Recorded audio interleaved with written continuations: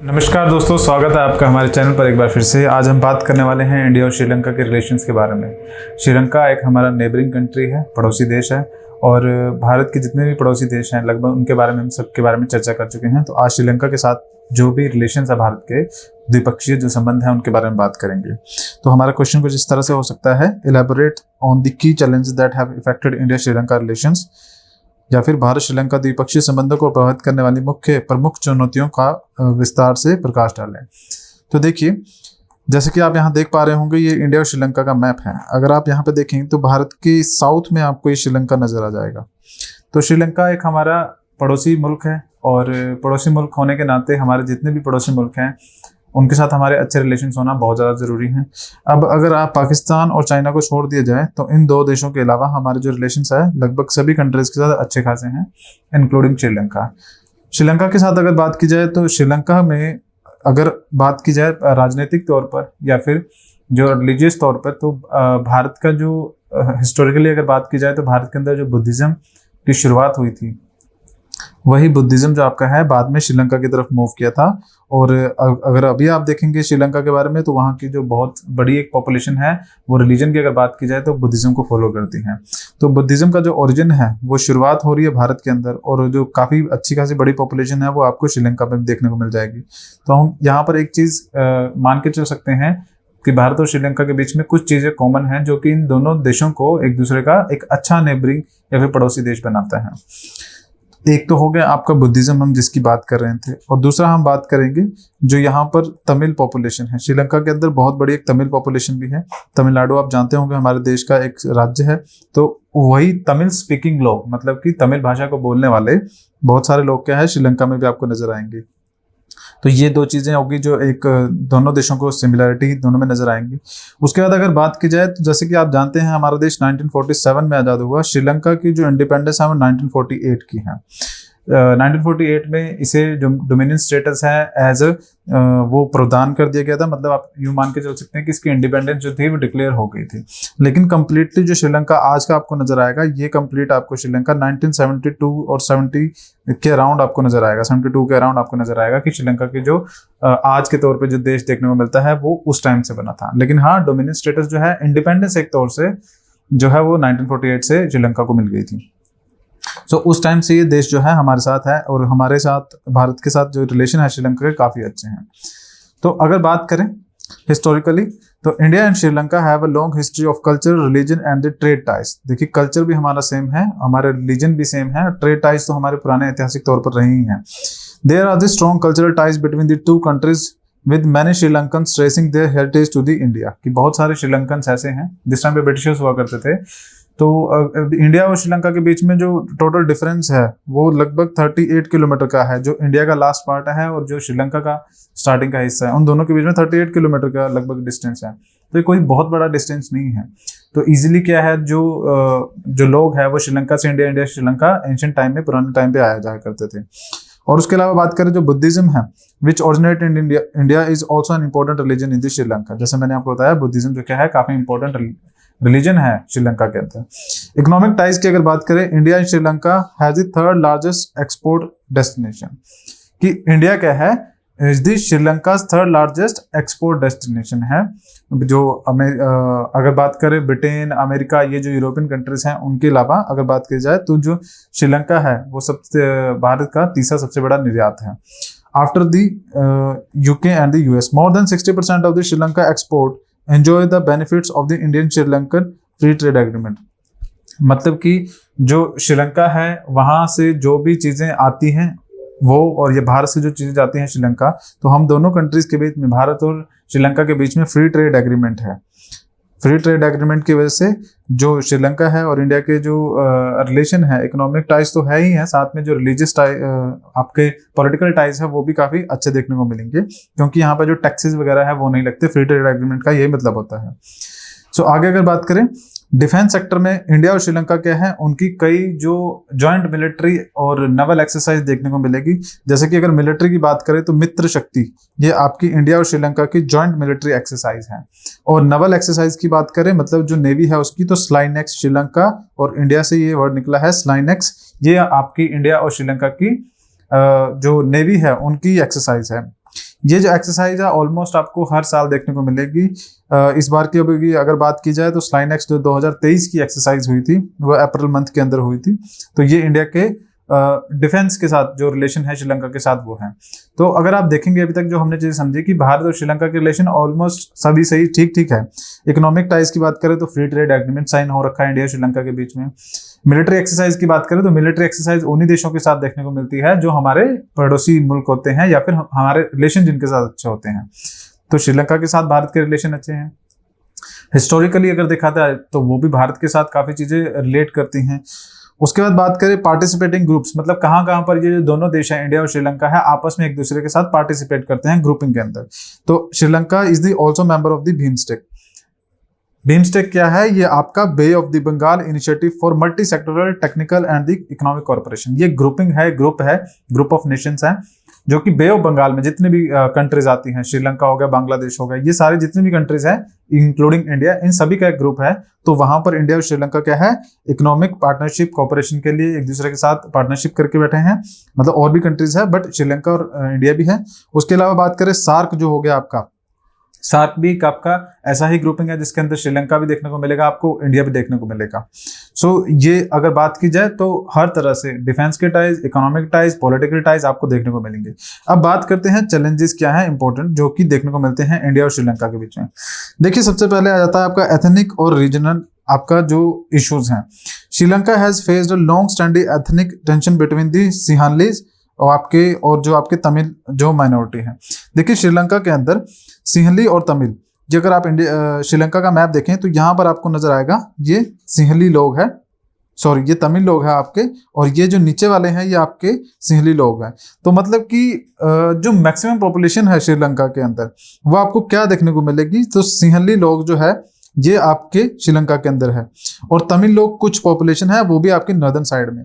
ये northern side में भी इसीलिए है क्योंकि ऐतिहासिक तौर पर हिस्टोरिकली बहुत सारे जो इंडियंस है जो तमिल स्पीकिंग लोग हैं, तमिलनाडु वाले हैं, वो श्रीलंका के अंदर आए थे या फिर उनके जो एंशिएंट जो पूर्वज है वो यहाँ पर आए थे। तो ये वाली जो जगह है यहाँ पर आपको तमिल स्पीकिंग लोग देखने को मिलेंगे, और यहाँ पर जो आपके हैं यहाँ पर आपको सिंहली लोग देखने को मिलेंगे। कुछ बीच बीच में मुस्लिम्स भी नजर आते हैं यहाँ पर।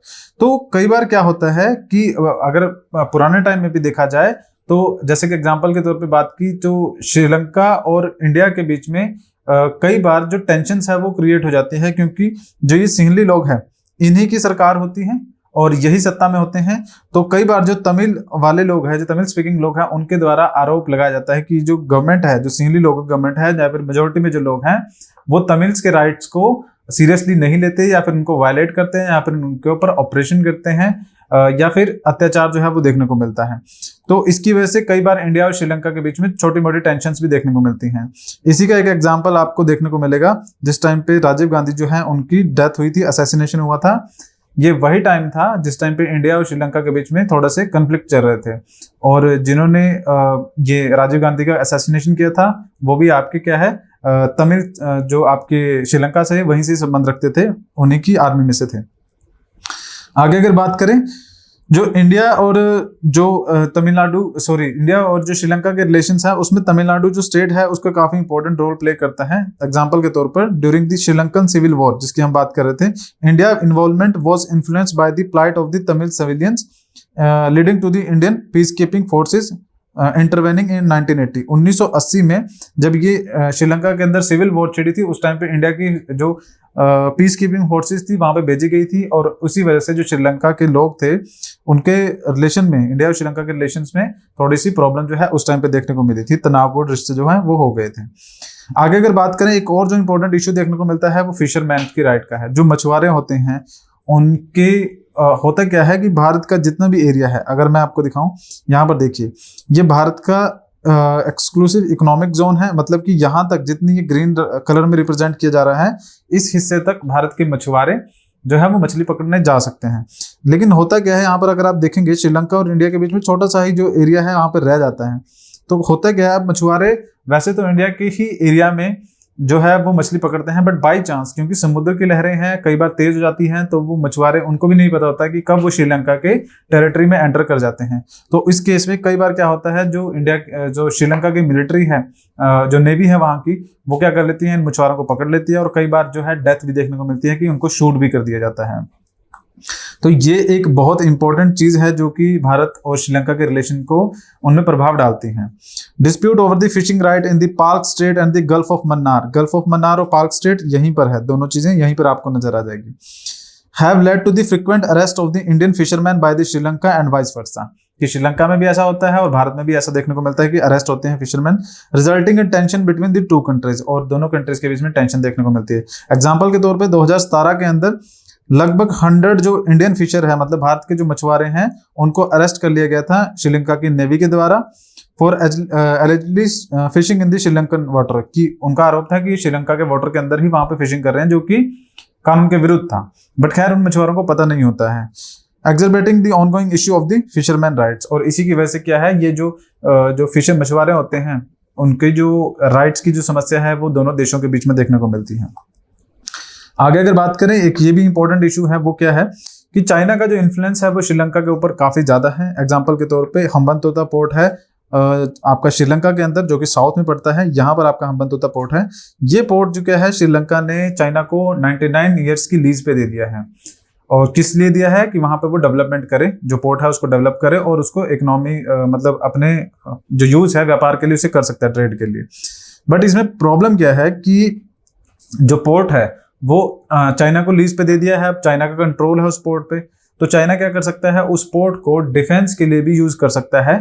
और ये चीज जो होगी वो इंडिया के लिए अच्छी नहीं होगी, क्योंकि अगर आप देखें चाइना वैसे तो काफी दूर हो जाएगा इस साइड में, लेकिन अगर हम्बनतोटा पोर्ट उसके पास है लीज पे 99 ईयर्स के लिए, तो मतलब क्या है कि चाइना यहां से बैठकर पूरे इस इंडियन ओशियन पर नजर रख सकता है कि कौन कौन सी एक्टिविटीज हो रही है, क्या क्या हो रहा है। तो इंडिया बिल्कुल नजदीक है यहाँ पर, तो इंडिया के डिफेंस को अगर देखें तो उस पॉइंट ऑफ व्यू से ये अच्छा नहीं है। तो एक ये प्रॉब्लम है जो क्रिएट हो जाती है। अब ये जो प्रॉब्लम है ये क्रिएट हुई क्यों, देखिए होता क्या है।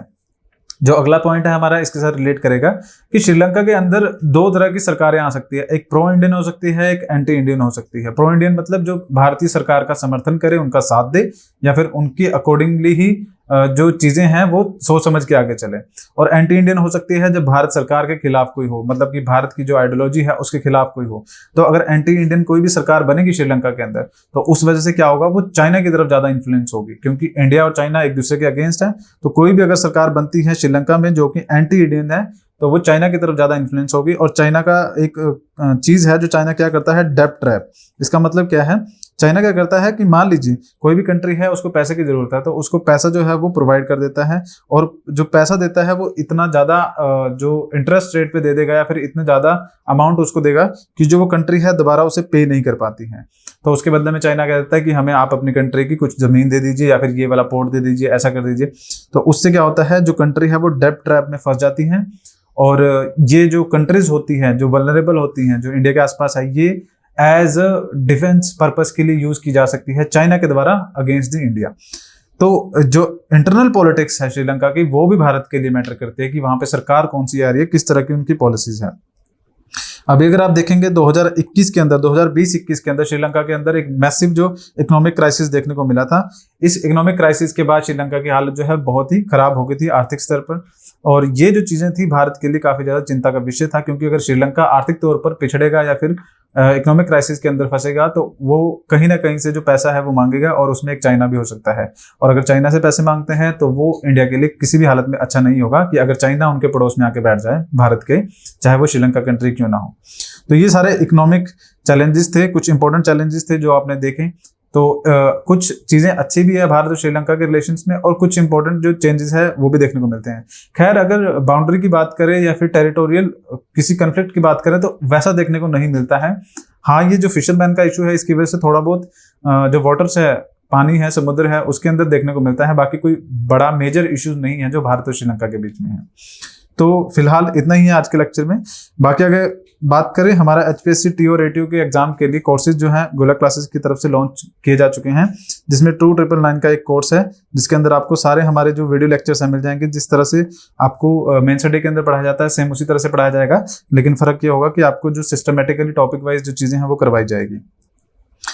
आप इसके अलावा अगर बात करें हमारे अदर कोर्सेज भी है, जो एक और 2999 का कोर्स है। इसमें आपको क्या मिलेगी, हमारी टेस्ट सीरीज मिलेगी। टेस्ट सीरीज अगर आप ज्वाइन करते हैं तो उसके अंदर आपको क्वेश्चंस मिलेंगे, आंसर राइटिंग प्रैक्टिस करने को मिलेगी।